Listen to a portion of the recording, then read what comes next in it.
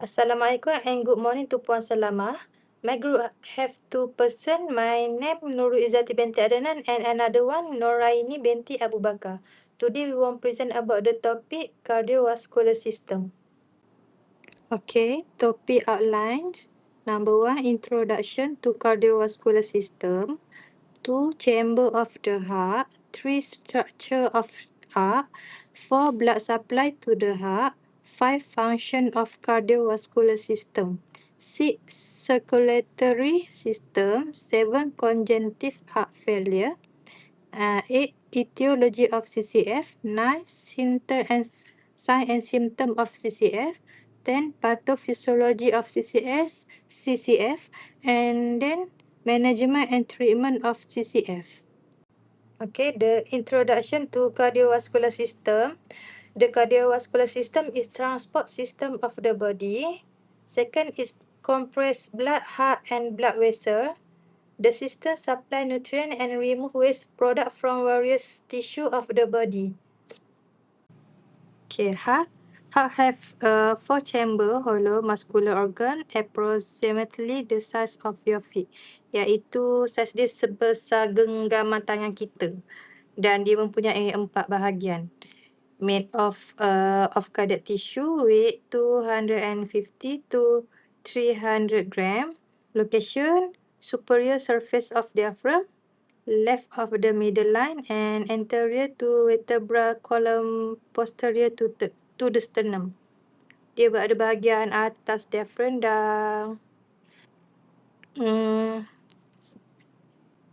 dan berada di belakang tulang sternum. Okay. Chamber of the heart. Right atrium. Receive the oxygenated blood return from the body tissue. And right ventricle pump the oxygen, pour blood to the lung to replenish its oxygen supply. Right atrium ni diterima darah yang kurang oksigen dari seluruh badan dan dia menghantar ke right ventricle. Okay, tugas right ventricle ni pump darah kurang oksigen tu ke paru-paru untuk mendapatkan oksigen. Okay, left atrium receive freshly oxygenated blood back from the lung. Dia terima darah yang kaya oksigen datang dari paru-paru. And left ventricle pump oxygen rich blood out to the entire body to sustain organ and tissue. Maknanya dia menerima darah yang kaya dengan oksigen tu untuk dihantar ke seluruh badan. Structure of the heart. Ada 3 lapisan iaitu epicardium, outer layer of fibrous tissue, iaitu berfungsi sebagai pelindung untuk kurangkan geseran pada jantung. Myocardium, middle layer of thick muscle, iaitu lapisan paling tebal dan bertanggungjawab untuk mengecutkan salur darah untuk mengepam darah ke seluruh badan.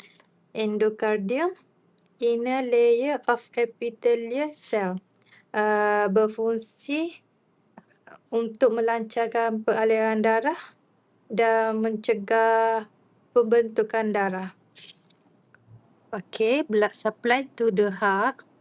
This is can receive about 5% blood pump to the heart, and the left and right coronary arteries and their branches supply arterial blood to the heart and originate from aorta. The coronary arteries supply oxygen-rich blood to the heart muscle. Okay, and then they can originate from the aorta and help the heart receive enough oxygen to keep working properly. Okay, the physiology of the heart. Number 1, ventricle field. The atria puts pressure against every valve. The every valve are forced open. When open, as the ventricle fill, every valve flap hang limply into ventricle. Then atria contract, forcing additional blood into ventricle. Then number 2, ventricle contract. forcing blood against AV valve flat. Then AV valve close, chordae tendineae tighten, preventing valve flap from everything into atria. And then 3 semilunar valve open. As ventricular pressure is pushed up again, semilunar valve force the opening. And then ventricle relax. As ventricle relax and intravascular pressure fall, blood flow back from arteries, filling the pocket of semilunar valve and force them to close. Okay, function of cardiovascular system. Uh, carry blood. Okay, blood vessels circulate blood from the heart to all body tissue and return blood back to the heart. And transport substance, blood transport, hormone, immune cell, platelets, enzyme, nutrient, gases, and waste to all body area. Then exchange materials.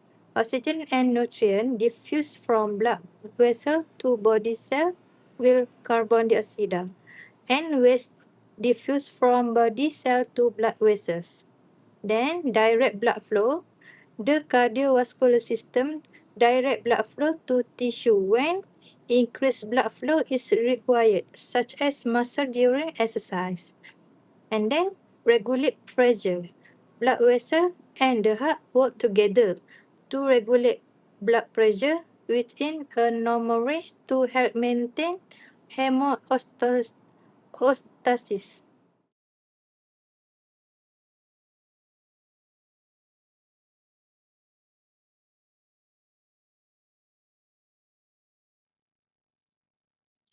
Hi, to continue with Zati presentations, I'm going to proceed with circulatory system.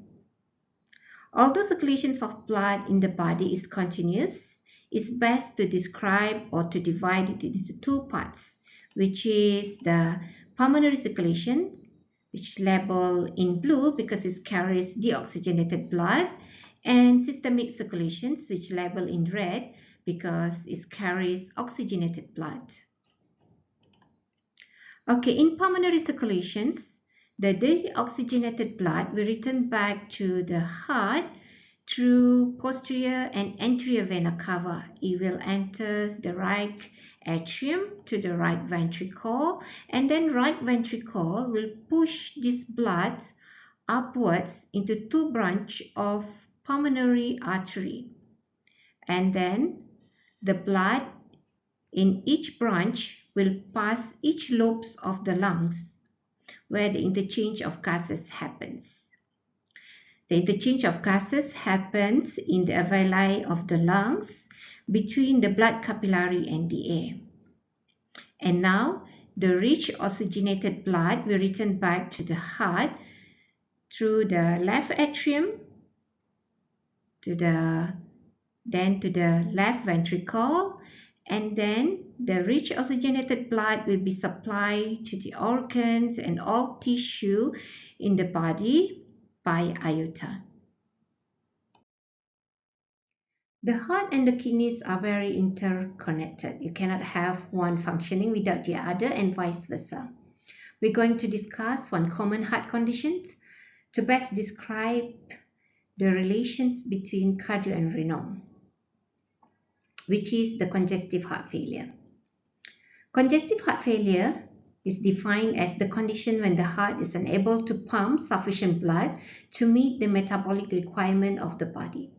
It's resulted from any structural or functional abnormalities that impairs the ability of the heart to eject blood, also known as systolic heart failure, or to fill up with blood, known as diastolic heart failure.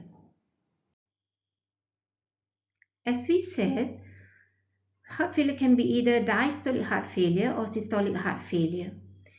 As we can see the diagram here, this is the systolic heart failure. Is called as such because it's happened during systolic time when the heart is supposed to contract and pumps out blood out of the heart.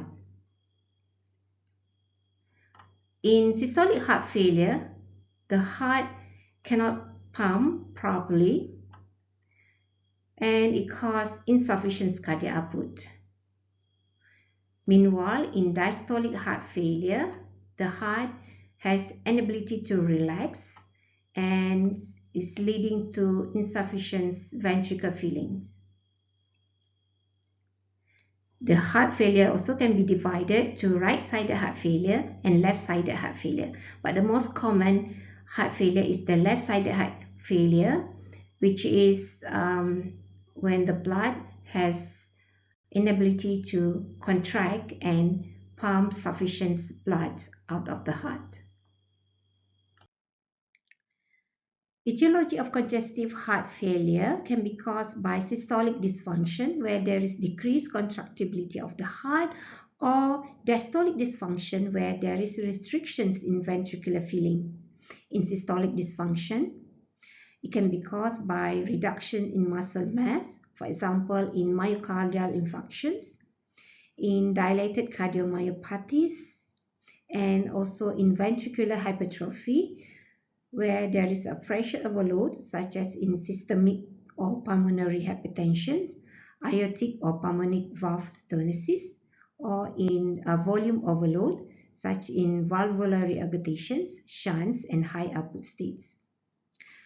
In diastolic dysfunction, it can be caused by increase of ventricular stiffness. This is caused by the ventricular hypertrophy, infiltrative myocardial disease such as amyloidosis, sarcoidosis, endomyocardial fibrosis. And also it can be caused by myocardial ischemic infarction, such as in mitral or tricuspid valve stenosis, pericardial disease such as in pericarditis and pericardial tamponade. Now let's see the cardio-renal relations in congestive heart failure. When there is a failure of the heart, whether the heart fails to pump out blood effectively or to be filled up with blood, it will decrease the cardiac output, and decrease in cardiac output will decrease renal blood flow, and renal hypoperfusion will increase renal sympathetic nerve activities, which will activate the RAS or the renin-angiotensin-aldosterone system, which will prevent the resorption of water and sodium from renal tubules. Thus, this will cause fluid overloads, where the body retains sodium and water, which worsen the heart failure and increase edema and blood pressure. The failure of the heart also will increase the venous pressure, which will increase the renal venous pressure, and increment in renal venous pressure will increase pressure to the renal tissue and will cause more injury to the renal. Patients with congestive heart failure will show various signs and symptoms. Patients might have dilated pupil because of sympathetic nervous system response. Skin will be pale, gray, or cyanotic because of less oxygenated blood. Patient might present with dyspnea, autopnea, crackles, wheezing, and cough because congestions of the heart will cause congestions of the lungs. And patient will have decreased blood pressure because it's stimulations of sympathetic nervous system, which act on the heart to increase rate and increase force of contractions. Patients also might experience nausea and vomiting. As peristalsis slow, it will push up the bowels and the fluids back up to the stomach. And patient might present with ascites because of the fluids congestions in peritoneal cavity, and patients will show signs of anxiety because of the conditions and the dyspnea. There is a falling oxygen saturations because of less oxygenated blood in the system. Patients might appear confused because unconscious from the decreased oxygen to the brain, and there is jugular vein distensions because of the increased pressure of venous, and some organs, maybe there is infarctions because of the low cardiac output, and patients might present fatigue, weak, and if we auscultate the patients, we might hear the S3 gallop and tachycardia. And patients also might have enlarged spleen and liver because of the congestions and decreased urine output due to decreased renal perfusions. And the weak pulse with skin cold and moist. And if we inspect the extremities of the patients, we can see that the patients have pitting edema, dependent pitting edema, because of the congestions of the fluids in the body. Heart failure cannot be cured, but is managed effectively from combinations of lifestyle modifications, pharmacological therapy, device-based interventions, and ongoing monitoring to improve symptoms, reduce hospitalizations, and enhance survival. So effective management begins with lifestyle modifications, where patients have to do some lifestyle changes, such as limiting the salt, which is crucial to prevent the congestions of the fluids in the body. To change to heart healthy diet, which is rich in fruits, vegetables, lean proteins, and healthy fats. Fluids restrictions 1 to 1.5 liters per day if fluids overload persists despite of diuretic treatments, and to do weight monitoring because daily weighing helps detect early fluids accumulations, and to engage in exercise regularly because symptom limited physical activity can improve functional capacity, and to avoid a harmful substance such as alcohol, non-steroidal anti-inflammatory drugs, and to stop smoking. A patient's education is very important to understand the symptoms, medical adherence, and when to seek medical attention. Pharmacological therapy for congestive heart failure patients mainly focus on to relieve water retentions and to improve cardiac output. The core medications that actually being used are diuretics, ACE inhibitors or angiotensin 2 receptor blockers, beta blockers, and aldosterone antagonists. And since congestive heart failure caused by the dysfunction of the heart to pump up blood, there are implantable devices to improve the heart pumping efficiency or to synchronize its rhythm. Devices like biventricular pacing, implantable cardioverter defibrillator, and ventricular assist device widely being used now. And surgical corrections like valve repair or replacement of valve or coronary revascularizations can be done if indicated. And heart transplant also be opted for selected patient. With that, we would like to end our presentations today and thank you for listening.